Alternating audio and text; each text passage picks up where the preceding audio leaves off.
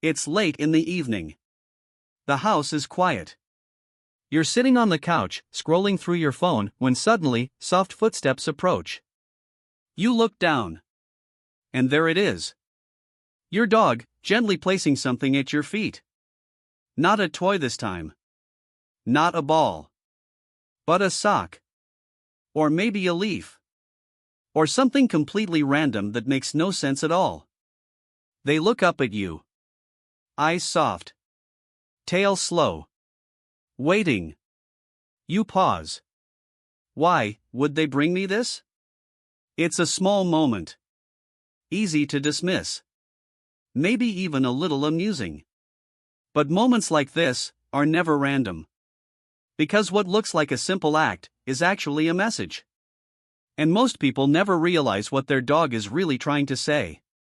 Most dog owners assume this behavior is about play. They think, my dog wants attention. Or, they're trying to start a game. Maybe even, they just like carrying things around. And sometimes, those explanations aren't entirely wrong. Dogs do love play. They do enjoy interaction. And yes, some breeds are naturally wired to retrieve. But here's where it gets interesting. Because when a dog brings you something, and just leaves it there.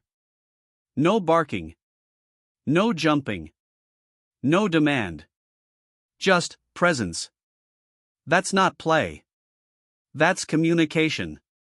And behavioral science tells a very different story. To understand this behavior, we have to step into the inner world of a dog. Because dogs don't use language the way we do. They don't explain their feelings with words. They express through actions. Through patterns. Through subtle gestures that carry emotional meaning. And one of the most overlooked gestures is the act of offering. In animal behavior, this is known as resource sharing. And it's deeply rooted in social bonding. In the wild, social animals, especially those living in packs, often exchange objects, food, or items of interest. Not because they have to, but because it reinforces connection. It builds trust. It says, in a silent, instinctive language, I choose you. Dogs, as descendants of wolves, still carry traces of these ancient behaviors. In wolf packs, individuals often bring food back to others. Not just to feed, but to maintain social harmony. Pups bring objects to adults. Subordinates offer items to leaders. It's not submission. It's relationship. A study conducted by researchers at the Max Planck Institute for Evolutionary Anthropology found that cooperative behaviors like sharing and offering objects are essential in maintaining social bonds among canines. And while your dog isn't living in the wild anymore, their brain still remembers. But here's where it becomes deeply personal. Because when your dog brings you something, they're not just acting on instinct. They're making a choice. Out of everyone in the room, out of every possible place they could go, they come to you. And they offer something they value. It could be meaningless to you. A piece of trash. An old toy. A random object from the floor. But to them, it's not about the object. It's about the act. In attachment psychology, this behavior mirrors something very familiar. Human infants often bring objects to their caregivers. Not because the object matters, but because they're seeking connection. They're saying, look what I found. Share this moment with me. Be part of my world. Dogs do the same. Research from Yavuz University in Hungary, a leading center for canine cognition studies, shows that dogs form attachment bonds with humans that closely resemble those between children and parents. They seek proximity. They seek approval. They seek shared emotional experiences. So when your dog brings you something, they're not just giving. They're inviting. And this is where neuroscience adds another layer. Because this behavior isn't just emotional, it's chemical. When dogs engage in positive social interactions with their owners, eye contact, touch, shared activities, their brains release oxytocin. The same hormone responsible for bonding in humans. The same hormone that strengthens the connection between a mother and her child. A study published by researchers at Kyoto University demonstrated that mutual gazing between dogs and humans increases oxytocin levels in both. But here's the fascinating part. Offering behavior, like bringing objects, can trigger similar bonding responses. It creates a moment of connection, a feedback loop of trust and emotional reinforcement. Your dog brings you something. You respond. They feel seen. And their brain quietly says, "This matters." There's also a regulatory aspect to this behavior. Dogs, like humans, experience stress. Their nervous systems fluctuate between calm and alert states. And just like people, they develop ways to regulate themselves. For some dogs, carrying objects is soothing. It activates a calming response in the brain. It gives them a sense of purpose. But when they bring that object to you, something deeper is happening. They're not just self-regulating. They're co-regulating. They're using your presence to stabilize their emotional state. In simple terms, you make me feel safe. Now let's go even deeper. Because not all objects are chosen equally. Have you ever noticed that dogs often bring items that carry your scent? Your socks. Your clothes. Things you've touched. That's not random. Dogs experience the world primarily through smell. Your scent is their anchor. It represents familiarity, security, belonging.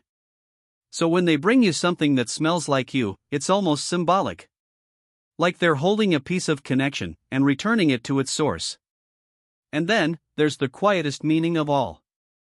The one most people miss. Sometimes, dogs bring objects not to start something, but simply to be near you. No expectations. No demands. Just presence. It's their way of saying, "I don't need anything from you. I just want to share this space." And in a world where so much interaction is driven by need, that kind of offering is rare. But like all behaviors, context matters. Because changes in this pattern can tell you something important. If your dog suddenly starts bringing objects more frequently, especially unusual ones, it could signal a shift. Maybe they're seeking more reassurance. Maybe something in their environment has changed. Stress. New routines. Less interaction. On the other hand, if a dog who used to bring you things suddenly stops, that can also be meaningful. It might indicate emotional withdrawal. Or reduced engagement. Dogs communicate through consistency. And when that consistency changes, it's worth paying attention. So what should you do when your dog brings you something? The answer is simple. Acknowledge it.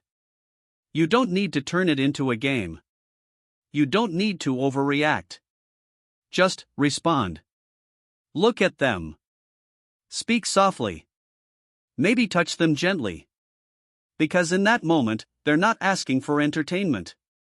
They're asking for connection. And how you respond shapes how they feel. Thousands of years ago, dogs began forming relationships with humans. Not just as working partners, but as companions. Through domestication, something extraordinary happened. Two species evolved together. We learned to read them. And they learned to read us. Better than any other animal on Earth. They notice our moods, our tone, our presence. And in return, they offer pieces of themselves. Sometimes in obvious ways. And sometimes, in the quiet act of placing something at your feet. So the next time your dog brings you something random, pause. Don't brush it off. Don't ignore it. Look at them. Really look. Because in that small, simple moment, there's a message. Not loud. Not complicated. But deeply honest. I trust you. I choose you. I want to share this with you. And maybe, that's one of the purest forms of communication we'll ever experience. If you've ever had a dog bring you something unusual, something that made you stop and wonder, share it in the comments below. Because every dog has a story. And every behavior has meaning. And if you want to understand your dog on a deeper level, the kind that goes beyond training and into true connection, make sure to subscribe. There's always more beneath the surface. And your dog has so much more to say.